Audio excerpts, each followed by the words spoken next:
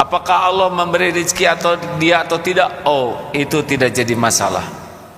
Diberi alhamdulillah, tidak diberi alhamdulillah, karena dia sudah berbuat baik kepada pembeli.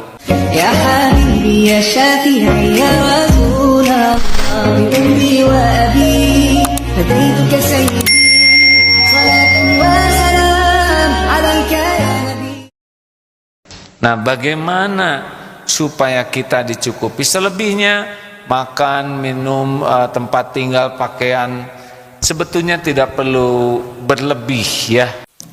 Allah akan mencukupi. Nah, hadirin, pertanyaannya bagaimana supaya kita termasuk orang yang dicukupi oleh Allah?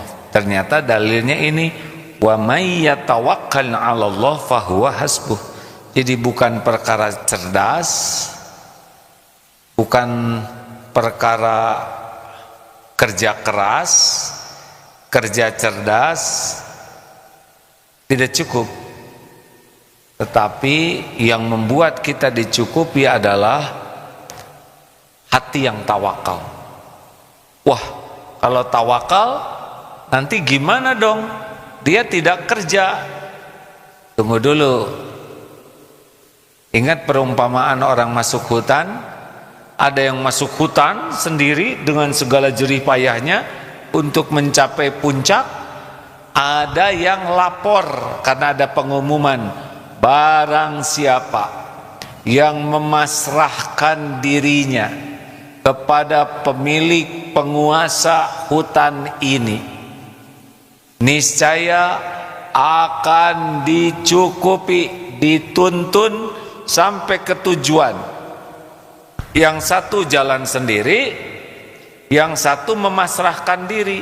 Sama hutannya, sama gunungnya, mana kira-kira yang paling efektif dan efisien ikhtiarnya?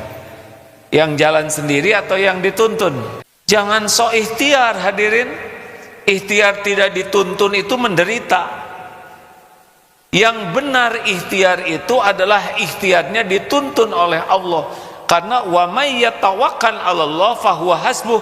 Dicukupi itu bukan hanya kecukupan duniawi ataupun materi, tapi dicukupi hatinya dengan kekayaan batin, dicukupi ilmunya, dicukupi oleh Allah data, fakta, informasi, pokoknya keperluan apapun dicukupi. Perlu perlindungan dicukupi. Minimal hudita wa kufita wa wukit. Ini hadisnya. Idza kharaja rajul min baitihi faqala, apabila kharaja rajul min baitihi, keluar seseorang keluar dari rumahnya dan lalu dia berkata, faqala bismillahi, dengan menyebut nama Allah, tawakkaltu 'alallahi, aku bertawakal kepada Allah, la haula, tiada daya, wala quwwata, tiada kekuatan kecuali dari Allah, la haula wala quwwata illa billah.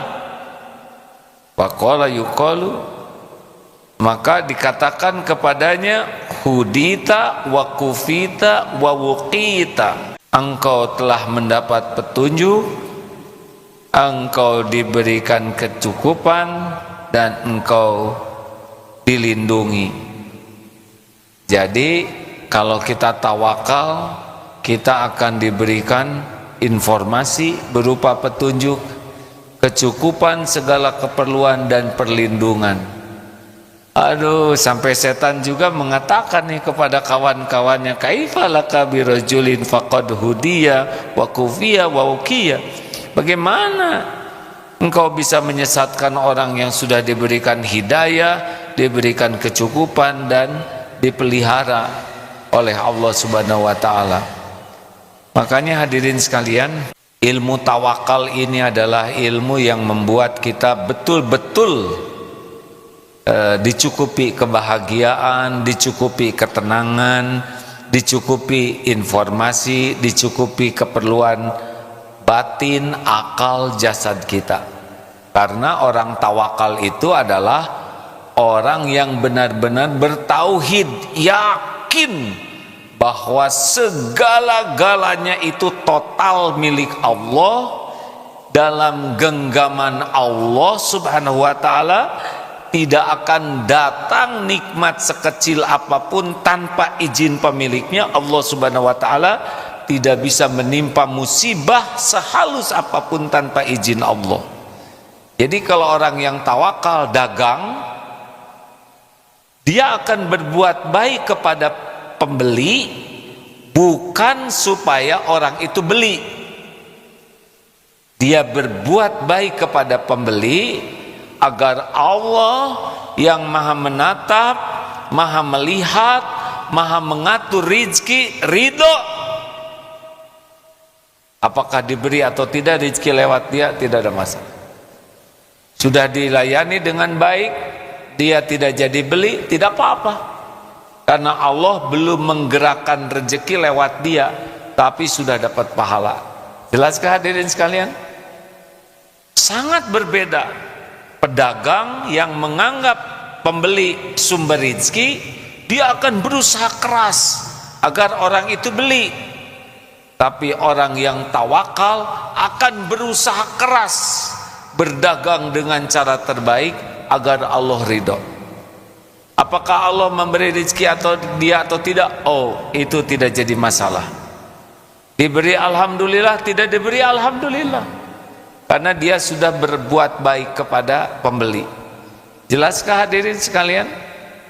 Orang tua mendidik anak bukan supaya anak berterima kasih kepadanya, walaupun dididik untuk berterima kasih, tapi mendidik agar Allah yang menitipkan anak-anak ridho kepada kita sebagai orang tua.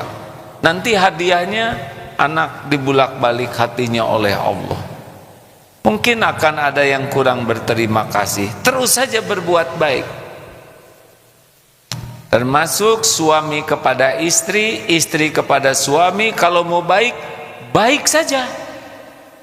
Bukan supaya dianggap baik, bukan supaya dibalas budii, bukan supaya tidak diperlakukan buruk, tapi kita berbuat baik kepada pendamping hidup karena Allah lah yang menilai. Mungkin sudah berbuat baik tetapi tidak diterima kasihi, tidak dihargai, itu tidak jadi masalah besar. Karena pertolongan Allah tuh di sini kan disebut qad ja'alallah, innallaha balighul amri qad ja'alallahu likulli syai'in qadra. Sesungguhnya Allah telah mengadakan ketentuan bagi segala sesuatu. Jadi jangan lelah, aduh saya itu sudah pasrah kok tidak datang saja rezeki. Lah, bisa pasrah itu tuh udah rezeki. Tidak semua orang bisa tawakal. Kok sudah tawakal enggak datang-datang saja, belum tawakalnya, karena dia masih menganggap tawakal itulah yang mendatangkan. Tawakal itu amal soleh.